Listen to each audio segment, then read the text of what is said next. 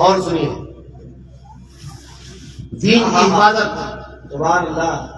اب ہوتا کیا ہے کہ اس کا کچھ نہ کچھ سبب بنتا ہے. جیسے بیمار ہو جائے کروسین کھا کے بخار اتر جاتا ہے, مگر کروسین شفا نہیں دیتی, شفا دینے والا اللہ. بے شک. تو اگر آپ قرآن حفظ کر لیں گے آپ تو حفاظت کرنے والا اللہ ہے, سبب آپ بنے. ابھی ہمارے ماموں بیٹھے ہیں, دعوت دینے آئے ہیں. بتائیے ان کے صاحبزادے بھی چھوٹے سے ہیں. کتنے سال کے ماموں؟ 11 سال کے ہیں. قرآن شریف مکمل حفظ کر کے. سبحان اللہ. ماشاءاللہ. تو میں یہ گزارش کروں گا کہ ہم اپنی زندگی میں کچھ بھی کریں. جامعہ ازہر میں مصر میں آپ کو جو جامعہ ازہر سے MBBS ڈاکٹر فارغ ملے گا وہ حافظ قرآن ہوگا, جو انجینئر ملے گا وہ حافظ قرآن ہوگا. وہاں کے سلیبس میں ہے کہ کوئی بھی مصری یہاں کسی بھی سبجیکٹ میں اگر گریجویشن کرنا چاہتا ہے جب تک پورا قرآن حفظ نہ کر لے اسے ڈگری نہیں ملتی بھی ہے. ہم بھی اگر اپنے بچوں کو, ہمارے دیکھیے ہر گھر کے قریب مسجدیں ہیں, وہاں امام ہے, حافظ ہے, اپنے بچوں کو روزانہ ایک آیت کم سے کم حفظ کرانے کی کوشش کریں. اسکول میں بھی پڑھائیے, سائنس بھی پڑھائیے. بہت ضروری ہے سائنس اور ڈاکٹر بنانا. اگر ہماری قوم کے بچے انجینئر اور ڈاکٹر نہیں ہوں گے تو ہمارے پھر کام کون کرے گا, ہمارے علاج کہاں ہوں گے, ہمارے مقدمے کون لڑے گا. ضروری ہے کہ قوم کے بچے اس میں آئیں, مگر اس کے ساتھ ساتھ ایک آیت روز, 2 آیتیں روز, جتنا زیادہ ہو سکے قرآن حفظ ہونا چاہیے. تو اس میں ہم حصے داری لیں. تو قرآن کو تو حفاظت کرنے والا اللہ, سبب بننے والے آپ, اور اس سبب کی بنیاد پر آپ بھی محفوظ, قرآن سے جڑے ہوئے ہیں, دین سے جڑے ہوئے ہیں, شریعت سے جڑے ہوئے ہیں. اور ایک غلط فہمی دور کر لیں, جیسے قرآن کی ذمہ داری اللہ نے لے لی, اللہ نے دین کی بھی ذمہ داری لی, اللہ نے شریعت کی ذمہ داری لی, اللہ نے رسول کے ذکر کی ذمہ داری لی, رسول کے کردار کی ذمہ داری لی, رسول کے اخلاق کی ذمہ داری لی, رسول کے جسم اطہر کی ذمہ داری لی, رسول کی روحانیت کی ذمہ داری لی, رسول اللہ کے افکار و نظریات کی ذمہ داری لی, ان کے اقوال و افعال و تقریر کی ذمہ داری لی. ہر چیز کی ذمہ داری ہے, اور اسی آیت میں ذمہ داری ہے ساری. اور اس کے علاوہ بھی بہت ساری آیتیں ہیں جس سے اللہ تعالیٰ حفاظت کی ذمہ داری لے رہا ہے. تو بیمار ہوئے آپ, اس میں سے ٹھیک ہو گئے, کروسین کھا کے, کیا یا یوں کہیے کہ بارش ہوئی اس کی وجہ سے زمین میں سبزہ ہوگا, تو آپ کہیں کہ بارش سے سبزہ ہو گیا, حالانکہ عقیدہ یہ کہ اللہ سبزہ اگاتا ہے. تو اس پانی بنا سبب, سمجھ آئی بات, اللہ نے ہی کھیتی اگائی مگر پانی بن گیا سبب. تو حفاظت اللہ ہی کرتا ہے مگر سبب بنا دیتا ہے. تو جب اللہ سبب بنا دے گا کسی چیز کے, اب ہم یہاں شہید بغداد کے ذکر میں کھڑے ہوئے, ان کو اپنے دلوں میں زندہ, اس کی حفاظت کر رہے ہیں, سوچ رہے ہیں, باتیں کر رہے ہیں. کوئی غلط بات ان کی طرف منسوب ہوتی ہے تو آپ اس کو رد کرتے ہیں. اسی کو کہتے ہیں حفاظت کرنا. اور جو قومیں تباہ و برباد ہو گئی, یاد رکھ رہے ہیں اس بات کو, وہ کسی سازش کے تحت تباہ و برباد نہیں, وہ اپنی حرکتوں میں تباہ و برباد ہوئی. کیا آپ نے کبھی سنا کہ یہودیوں کی کتاب میں جو تحریف تھی وہ کسی اور قوم نے کر دی تھی؟ یہودیوں نے خود کی. انجیل میں جو تحریف ہوئی ہے وہ نصرانیوں نے خود کی ہے, کسی باہر والے نے نہیں کی. تو اپنی کتابوں, اپنے دین, اپنی شریعت میں وہ قوم خود تحریف کرتی ہے, مگر اللہ نے قرآن کو تحریف سے پاک کر دیا. تو اس کا مطلب کیا ہوا؟ مطلب یہ ہوا کہ اس امت کے دلوں کی حفاظت کا ذمہ اللہ نے لے لیا. کیا اب ان کے ذہن و دماغ میں قرآن میں تحریف کا خیال نہیں آتا؟ اگر کوئی آتا ہے خیال تو یا تو وہ استغفار کر کے کلمہ پڑھتے ہیں, اور اگر کوئی کر گزرتا ہے تو اس کی تکفیر کرتے ہیں, کہتے ہیں کہ یہ مسلمانوں میں سے نہیں ہے, یہ تیاگی ہے, کہا جاتا ہے. یہ ایک سبب بنتا ہے. قرآن کی حفاظت کا سبب اللہ نے حفاظ کو بنایا. چھوٹے چھوٹے بچے بھی ہیں, بڑے بھی ہیں, ہر طرح کے لوگ ہیں. اب اس وقت تک مسلمان اور اسلام کو کوئی مٹا نہیں سکتا جس وقت تک زمین پر قرآن کی ایک آیت کی باقی. بے شک لوگ ڈر رہے ہیں کہ ہمیں ہندوستان سے باہر بھگا دیا جائے, ہم دنیا میں مارے جائیں گے. مارے جا سکتے ہو, بھگائے جا سکتے ہو, مٹائے نہیں جا سکتے. اسلام کے دامن میں قدرت نے لچک دی ہے, اتنا ہی ابھرے گا, جتنا دباؤ گے اتنا ہی ابھرے گا. اور جہاں میں اہل ایمان صورت خورشید جیتے ہیں, ادھر ڈوبے ادھر نکلے, ادھر واہ واہ واہ, سبحان اللہ سبحان اللہ. جہاں میں اہل ایمان صورت خورشید جیتے، ادھر ڈوبے ادھر نکلے، ادھر ڈوبے ادھر نکلے. تو میں یہ عرض کر رہا تھا کہ دین کی حفاظت ہے کہ دین ہے تو حفاظت ہوگی، مگر جو قرآن سے جڑا ہوتا ہے اس کی شان یہ ہوتی ہے کہ جہاں دین نہ بھی ہو وہاں آئے تو دین پھیل جاتا ہے. دین پھیل جاتا ہے اپنے آپ. کیوں؟ کیونکہ یہ قرآن سے جڑا ہوا تھا. تو جب قرآن آئے گا جب قرآن آئے گا جاء الحق وزهق الباطل ان الباطل كان زهوقا. عرب کی سرزمین پر جب نبی کریم نے یہ آیت پڑھ کے سنائی تھی تو لوگوں کو اندازہ ہو گیا تھا کہ اب جہاں جہاں اسلام کے ماننے والے جائیں گے تو یہ کہا جائے گا جاء الحق وزهق الباطل ان الباطل كان زهوقا. ہندوستان والوں تم سے زیادہ بہتر اس آیت کو اور کون سمجھ سکتا ہے؟ 900 سال پہلے اس سرزمین پر ایک شخص آیا جو قرآن سے جڑا ہوا تھا، اور کہاں پہنچا؟ وہاں پہنچا جہاں کا کفر متفق علیہ، پہاڑیوں سے گھری ہوئی سرزمین، اجمیر پرتھوی راج چوہان کی راجدھانی. خواجہ غریب نواز کوئی تلوار نہیں لائے، کوئی تیر نہیں لائے، کوئی بم نہیں لائے، کوئی سازش نہیں لائے، کسی کو برگلاتے ہوئے نہیں آئے، کسی کو بہکاتے ہوئے نہیں آئے، قرآن لے کر آئے. کیونکہ قرآن سے جڑے ہوئے تھے اس لیے قرآن محفوظ، تو یہ بھی محفوظ، اور جو ان سے جڑا ہوا تھا وہ بھی محفوظ رہا. اب ہندوستان میں آ چکی، اب قرآن آ گیا ہے جاء الحق، اب حق آ چکا ہے تو باطل کو بھاگنا ہوگا. واہ واہ واہ واہ. تو باطل کیسا گیا؟ جب حق آیا، غریب نواز ہندوستان آئے. آپ دیکھیے آج کتنی بہار انسان کی ہے. بے شک.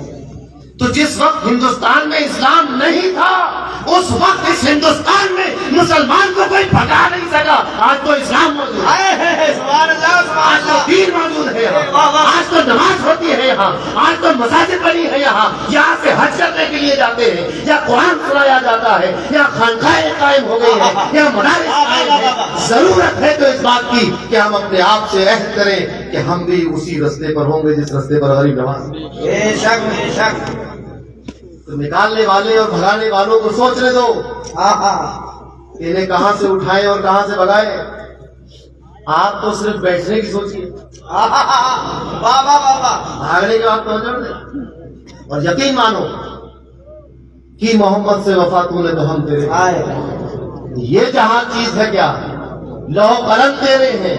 تو اگر ہم نے قرآن سے وفا کر لی، رسول سے وفا کر لی، اس کو اپنا لیا، اس کی تعلیمات پہ عمل کر لیا، تو ہندوستان کو ہندوستان، ہمیں قبرستان سے کوئی نہیں نکال سکتا. مرنے کے بعد قبرستان سے نہیں نکالے جائیں گے.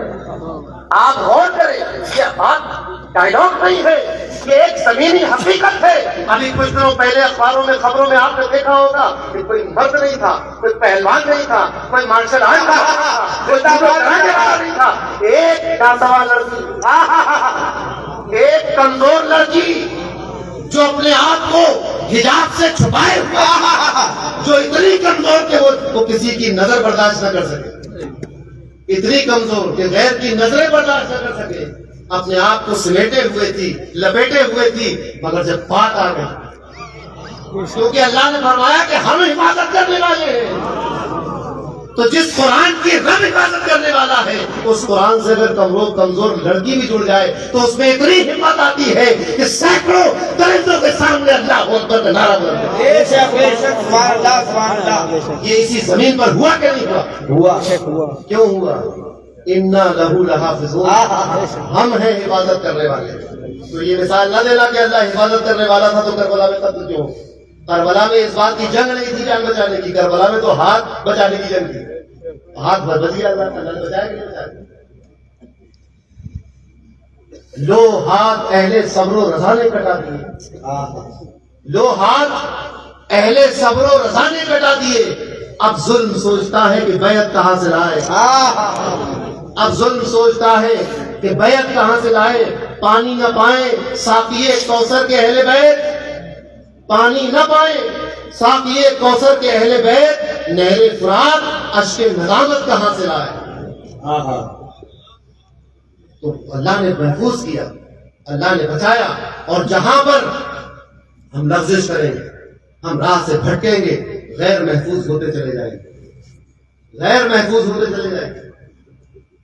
ہم جہاں سے غیر میں اپنے ویسی بھٹکے غیر محفوظ ہو گئے. یہی ہو رہا. مگر اس کے باوجود بھی اسلام کو نہیں مٹایا جا سکتا. دین نہیں مٹے گا, قرآن نہیں مٹے بے گا. شک ہندوستان کی سرزمین پر ضرورت اس بات کی ہے کہ ہم اعلیٰ تعلیم حاصل کریں. اعلیٰ تعلیم حاصل کرنے کا مطلب یہ نہیں ہے کہ ہم قرآن چھوڑ دیں, ہم دین چھوڑ دیں, ہم ایمان چھوڑ دیں, ہم اسلام کو چھوڑ دیں, ہم تقویٰ چھوڑ دیں, ہم پاکیزگی چھوڑ دیں, ہم طہارت چھوڑ دیں, ہم احکامات کو چھوڑ دیں, ہم نمازیں پڑھنا چھوڑ دیں, ہم روزے رکھنا چھوڑ دیں. یہ اعلیٰ تعلیم کا مطلب نہیں ہے. اعلیٰ تعلیم حاصل کیجیے. بہت ضرورت ہے اس ہندوستان کو کہ اس میں رہنے والے مسلمان اعلیٰ تعلیم حاصل کریں. اگر مسلمان کو تعلیم نہیں دی جائے گی تو ملک کی سالمیت اور بقا کو خطرہ لاحق ہو جائے گا. اس ملک کے ہم بھی اتنے ہی حصے دار ہیں. تو ہمیں پڑھنے کی ضرورت ہے, مگر اس کے ساتھ ساتھ قرآن سے جڑنے کی ضرورت ہے, قرآن کی تعلیمات سے جڑنے کی ضرورت ہے. اس ایک کمزور لڑکی نے قرآن کے ایک حکم کو اپنے جسم پر لپیٹا ہوا تھا, ہدایت کر لیا تھا, تو سینکڑوں درندوں کے درمیان انا لہو لحافظون اس نظارے کو اس فلک نے چشم حیرت سے دیکھا کہ یہ لڑکی ان درندوں کے درمیان جو اللہ کے ایک حکم پر عمل کر کے آئی. اللہ نے کہا ہدایت کرو, وہ ہدایت کر کے آئی تھی. سب لوگ چیختے رہے, گالی دیتے رہے, غصہ کرتے رہے, مگر ہمت نہیں ہوئی کہ اس کے بدن کو ٹچ کرتے رہے. بے شک بات ہے. آپ ذرا سوچیں, اس کا حوصلہ دیکھیں, اس کا تعلیمی کریئر داؤ پہ لگا ہوا ہے, اس کی جان کو خطرہ ہے, اس کی عزت و آبرو کو خطرہ ہے. یہ سارے خطرے ایک طرف لے کر اس نے اللہ اکبر کا نعرہ بلند کیا. آج پورے ہندوستان میں اس کو تعریف اور عظمت کی نظروں سے دیکھا جائے. بے شک بے شک. مگر اتنا کافی نہیں ہے. ہم اس کی طرفداری کریں مگر حجاب کو ناپنا. اس بات پہ بہت خوش ہوئے ہم کہ بھئی اس نے مسکان کھانے والا نعرہ لگا دیا, مگر ہم خود حجاب کی پابندی نہ کریں. اور مرد تو یہ سوچتے کہ حجاب تو عورتوں کے لیے ہے, ہم تو بے پردگی کے لیے پیدا ہوئے. ایسا نہیں, مردوں کا بھی پردہ ہے, ہمیں بھی پردے داری کی ضرورت ہے. آپ کو معلوم ہے کہ ہمارے پیارے نبی نے فرمایا کہ مردوں کو بازار میں کیسے گزرنا چاہیے, نظریں جھکا کے گزرنا چاہیے. یہ ہمارا پردہ ہے. ہمیں جو ہے گھٹنے کھول کر بازاروں میں نہیں گھومنا چاہیے. یہ ہمارا پردہ ہے. جو جس کی ذمہ داری ہے وہ اتنا کرے. لوگ کہتے ہیں کہ اسلام نے عورتوں کو ذمہ داری نہیں دی. اسلام نے, دین اور شریعت نے, قرآن نے جتنی ذمہ داری عورت کو دی اتنی کسی کو نہیں دی. پوری کائنات کے مسلمانوں کی فلاح و بہبود اور نجات کا ذمہ دار ایک نبی, اور اس نبی کو دودھ پلا کر, پال کر, پوس کر بڑا کرنے کی ذمہ داری ایک اور نبی. غور کیجیے, آپ ذرا غور کریں کہ وہ کون سی خوش نصیب عورت تھی جو رحمت للعالمین کو اپنے آنکھوں سے رحمت میں پکڑے ہوئے. سبحان اللہ. رحمت للعالمین کو آنکھوں سے رحمت, رحمت للعالمین کے لیے بھی اگر کوئی رحمت ہے تو وہ ایک عورت ہے. سبحان اللہ. عورتوں کی بڑی ذمہ داری, سبق لینا چاہیے. اسلام اور دین اور شریعت میں اور قرآن کی نظم میں عورت اور مرد میں کوئی فرق نہیں ہے. بحیثیت انسان, ہاں ذمہ داری بٹی ہوئی. یہ تو میں بھی کہہ سکتا ہوں کہ آپ کی کمپنی کے اندر ہر آدمی برابر کیوں نہیں, ایک چپراسی کیوں ہے, دوسرا مینیجر کیوں ہے. بھائی یہ ایک سسٹم ہے, ہر کسی کی اپنی ذمہ داری. اگر کوئی مینیجر یا جنرل مینیجر یا وائس پریزیڈنٹ اپنی ڈیوٹی صحیح سے انجام نہ دے تو وہ اس چپراسی سے برا ہے جو اپنی ڈیوٹی ذمہ داری سے ادا کرتا ہے. چپراسی ہونا کوئی بات نہیں ہے, غیر ذمہ دارانہ فعل ادا کرنا غیر کوئی بات ہے. اسلام نے, دین نے, شریعت نے, قرآن نے, نبی نے, اللہ نے کسی کام کو چھوٹا نہیں کہا.